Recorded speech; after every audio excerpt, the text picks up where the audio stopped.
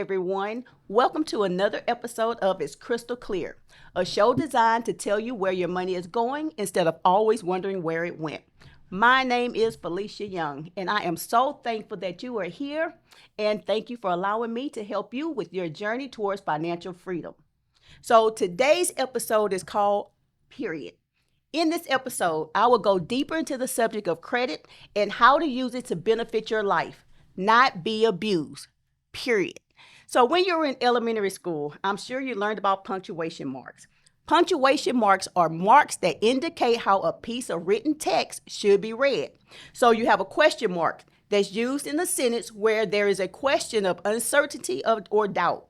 So for example, do you really want to keep drowning in debt? You have an exclamation point that is used to emphasize strong feelings. For example, I'm tired of being broke. You have a comma. That's a punctuation mark that causes a short pause and is used to divide parts of a sentence. For example, I'm tired of living paycheck to paycheck, but thank God that It's Crystal Clear podcast is helping me become free indeed. You're welcome. So you have a colon, the semicolon, apostrophe, quotation marks, parentheses, brackets, hyphens, but today's lesson is going to focus on the period.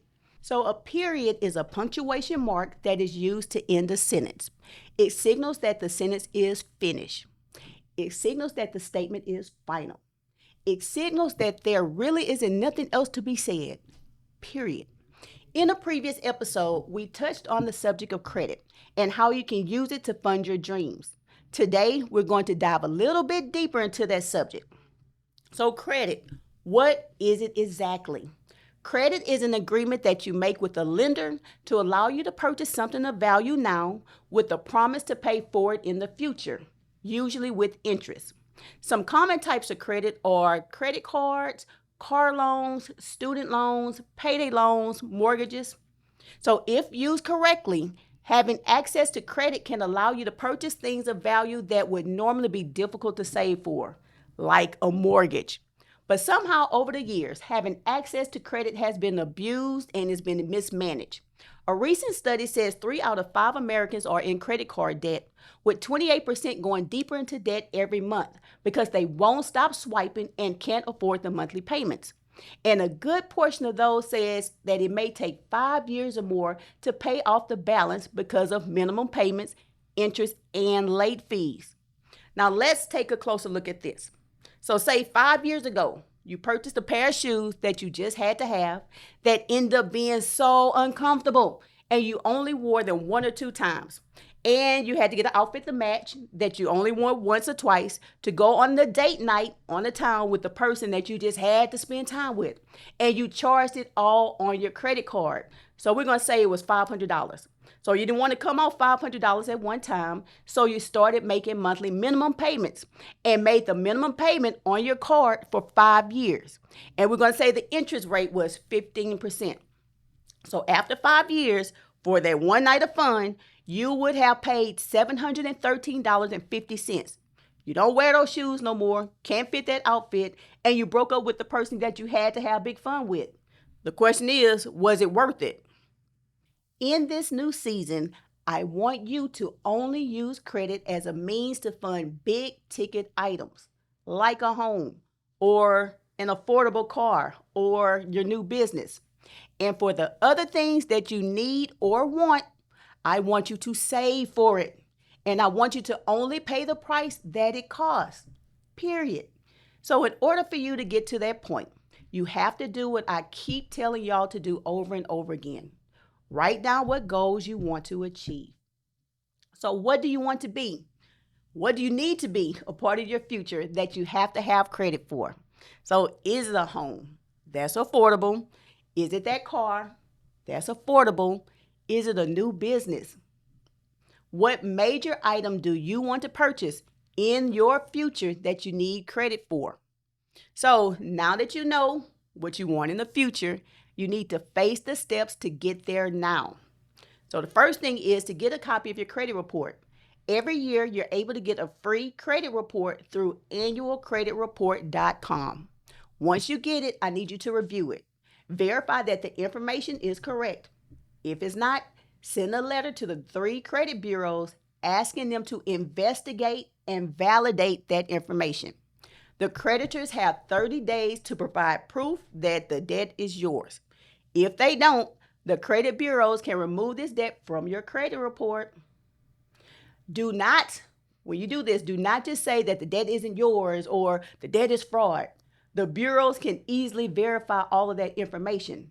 You need to simply say you're requesting the investigation and you want written proof on this account to make sure that it's accurate. Challenging this in this manner can get the debt removed from your report legally. So if they validate it and if it is your debt, you can contact the companies to ask for a pay for deletion letter.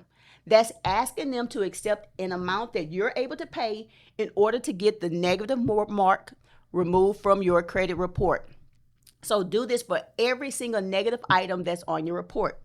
And make sure that you keep all written correspondence. Make sure you document all the phone calls, dates, and times, and keep a file. So while you're working to clean up your credit report, I need you to be more intentional about how you use your current credit.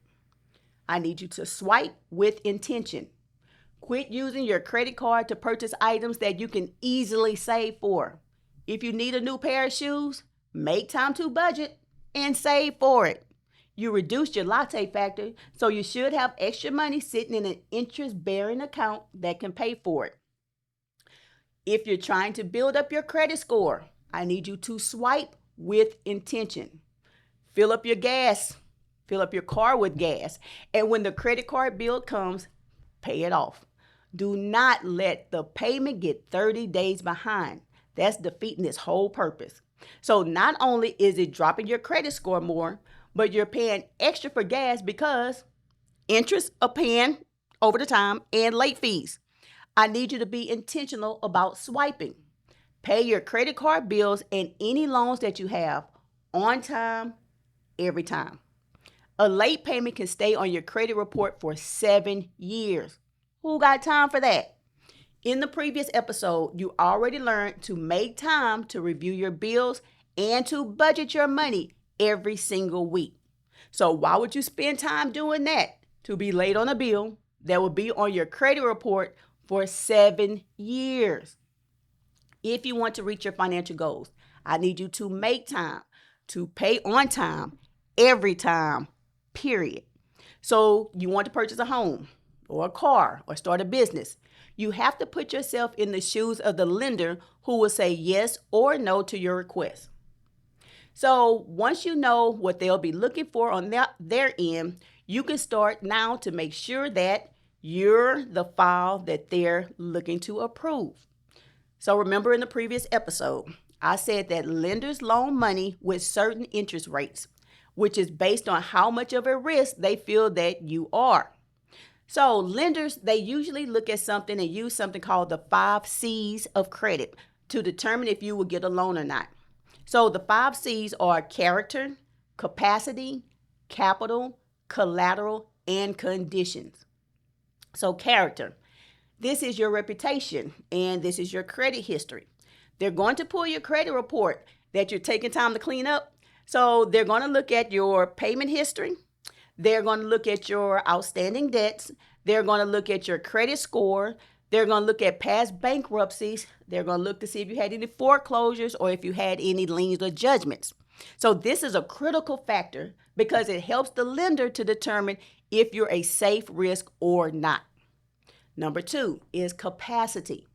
Do you have enough money to even repay them if they loaned you the money? So after you pay all of your current obligations, how much money do you realistically have left? They want to know if you can even afford to add one more penny of obligations to your jam-packed budget. So that's why it's so important to explore your latte factor. You have to free up as much debt as possible so the lenders can see that you definitely have more income than expenses month after month, and that you can realistically afford to buy whatever it is you're wanting. Number 3, collateral. So depending on the type of loan you're needing credit for, lenders will want to know what fixed assets do you currently own. So just in case you stop paying in the future, they're taking your stuff of value. Or if you get in a financial bind, that you have the assets to sell to continue your payment. So like if you get a mortgage, your home will be used as collateral. So if you fail to make the payment as agreed upon and you miss time after time, you will face foreclosure. Number 4 is capital. Capital is similar to collateral. Capital is personal assets like vehicles, properties, and investments. These items determine your net worth, your value. So capital is important because it gives the lender a sense of security regarding you and more favorable loan terms, like a lower interest rate. Number 5, conditions is the purpose of the loan, the amount being borrowed, and the interest rate. So as you can see, lenders want to make sure that they get a great return on their investment with you. My question is, wouldn't you want the same thing if you loan any size money to anybody? Of course you would. So now that you know what the lenders are asking for, you can start making plans now to check off their 5 C's list in the future. All you're doing is getting prepared. I know you can do it. I know you can do it, but you have to stop and you have to make time to address your past. You need to get a better handle on your present so you can ball out in the future, period. So, what factors are important to consider in order to make your credit scores rise now so you can ball out later? Number 1, the history of on-time payments make up 35% of your credit rating. Remember, if you're 30 days late on a bill, that can stay on your credit report 7 years, and you do not have time for that. Pay on time every time. Number 2, low balances on your credit cards or loans make up 30% of your credit rating. Remember, the more available access to money that you have and you're not maxing it out, the more favorable it'll look to lenders in regard to your discipline, in regards to money management, and determination to get the loan for the purchase that you really want. So number 3, older accounts. The age of your accounts make up 15% of your credit report. The older your accounts are that are paid on time, the better you look to a lender. Again, they want to see that you had access to the money for a long time and you didn't mismanagement. And remember, do not close any of your accounts. That will definitely drop your credit scores. Number 4, new credit inquiries make up 10% of your credit report. So there are 2 types of credit inquiries. There's soft inquiries and there's hard inquiries. Soft inquiries include like checking your own credit report, giving a potential employer permission to check your credit report, doing credit checks by the banks that you already do business with, or credit card companies that check your file to see if they want to send you pre-approved credit offers. A soft inquiry normally doesn't affect your credit score. Then you have the hard inquiry. A hard inquiry can affect your credit score from a few months to like 2 years. So examples of hard inquiries are an application for a credit card, or an application for a home mortgage, or an application for a car loan. So if you put in several applications over a short period of time, this may definitely damage your credit scores. Some lenders take that to mean that you may be facing the financial difficulties, and that makes you look like a bigger risk. So if you're trying to raise your score, try as best as you can to avoid applying for new credit for a while. Number 5, credit mix makes up 10% of your credit history. So as long as you can effectively manage your credit, having mixed use lines of credit will increase your score. So this shows lenders that you can manage the obligations that come from borrowing all kinds of debt. So examples of this are like a revolving credit, which is a line of credit that remains open even as you make payments. An example of that is a credit card. And then they have installment loans. Installment loans are loans that are repaid with a regular payment until the loan is paid in full, like a car note or a mortgage. So now if you already have these types of loans, I want you to keep making payments on time every time to improve your credit score. But if you do not have a mixed credit history, do not open a new account now to get one. The only time I need you to do so is if you're advised by the lender who is helping you to get approved for their loan. So, there are people out there who would advise against using credit at all. We know there are many cons against credit, like it costs you more to borrow the money as opposed to simply saving for everything that you want, as opposed to simply saving for anything that you need. Or like people who mismanage their credit. They're swiping all the time. They're not paying on time. Sometimes they're not even paying at all. Like people having to rely on credit cards to simply live off on. And it's causing a vicious, never-ending cycle of paying the minimum payments for years. And they end up paying more to borrow that money than the stuff actually purchased cost. You're going to pay more at the end if you keep swiping and doing minimum payments. So those are all valid and realistic cons to credit. But at the end of the day, the choice is yours. Do you want to be debt free? Do you want to save for everything that you want and need? It's your choice. And you can do it if you want to. Or do you want to use the discipline that you now have to use credit as just a tool to help fund your dreams? Again, it's your choice. But I know one thing for sure.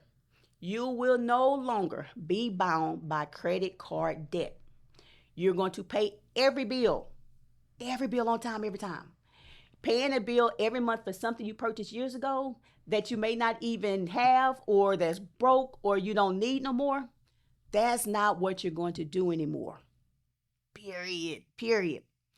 You're going to be strategic. I want you to be extremely strategic on how you will use your credit card to benefit your life. Period. You're going to make time to use the snowball effect to pay off each loan that you have. Period. You're going to stop swiping for everything that you see and want. That's not part of your goals. Period. You're going to utilize the steps that you're learning through Is Crystal Clear podcast to address old debt, manage your current debt, and effectively plan for your future dreams. Period. And you're going to do all of this within budget. Period. Okay? So, this is today's episode, and I hope something that was said really blessed your life. I really hope it did, because I want to see you win. I want to see you achieve your goals. I want to see you do it. So as always, I want to thank my behind the scenes team for all the great work that they do. And as always, I want to thank each and every one of you for allowing me to be a part of your free Indeed journey. Please make sure to share this episode with people you know who would benefit from what's taught on here on Is Crystal Clear podcast. And you know the podcast is on Spotify. You know we're on YouTube, and you know we are Apple. So until next time, I need you to dream big. I need you to stay focused, and I need you to live your best life within budget. I will see you next time on Is Crystal